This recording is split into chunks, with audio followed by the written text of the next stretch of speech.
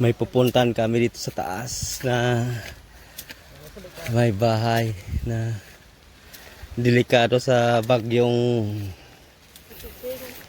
itong banta ng Pipito. Kailangan mailikas siya. Yan, kailangan mailikas siya. Try namin na makuha yung ano na makaalikas siya. Medyo ano siya, alam niyo na may ano siyang tao. Di man ito pwede. Tutulog na daw siya. Wala mo na ang tatabi. Hindi niya alam na mayroong ngayong ganito na bagyo darating. Mana? Buksan niyo. Mana irebla kita, baba. Dumang kada kita pula. Mana tama, ano kita? Ito yung tawid na makikita doon sa baba. Nandito siya. Dito yung bahay-bahay niya ng to. Dahil man pwedeng mo daw. Tanteon nga. Nag-respeto ba ka? Kailangan siyang mailikas. Then nga papalapit ng bagyong Pipito. Yan ang bahay niya lang, oh. Kailangan matulungan na lang ito.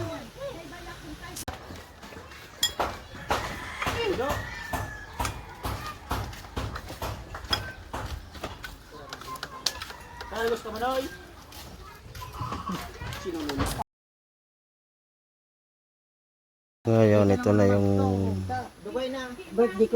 panahon dito ngayon sa lugar. Ay yung tower. Medyo ano pa naman yung hangin niya. Normal.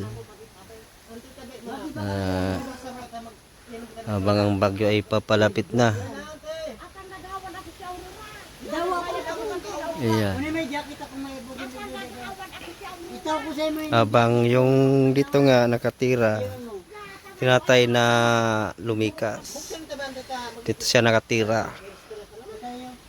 At nahirapan na ingay nyo siyang umalis muna dito, lumikas. Nata mag-video kita. Kunwari lang mag-video para siya makuha na. Muna. Magdara ka ning ano man? Puri ba may ano jacket? May jacket yan? May bugo ni. Iyo. Dari ka Ara mo. Atang dango gulindo. Oh, sige dango kunta. Ate pa yaga pakante. Mahal ka daw ng mapamangkin, ante, kaya yon. Payaba ka na. Ante namin siya. Wala ka nang ibang Medyo may ano siya. Alam na natin yan. mababa kita. Makanta. Kailan tala mailikas siya. Na. Sa nakuha na namin na makalikas na siya. Ando na naulan sa amin.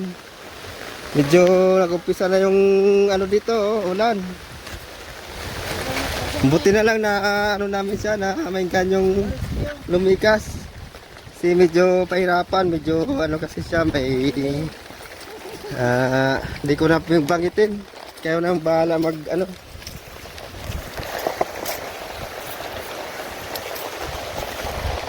Yan. Medyo nag-umpisa na yung ulan. Wala pang hangin. Siya.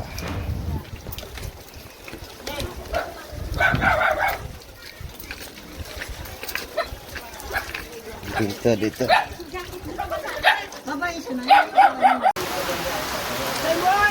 Alas 4 na ng hapon. Ito na, nag-umpisa na yung bagyo.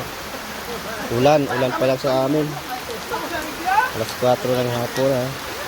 Diyan namin kinuha yung ano, doon sa may taos noon. Yung kanina. Diyan siya.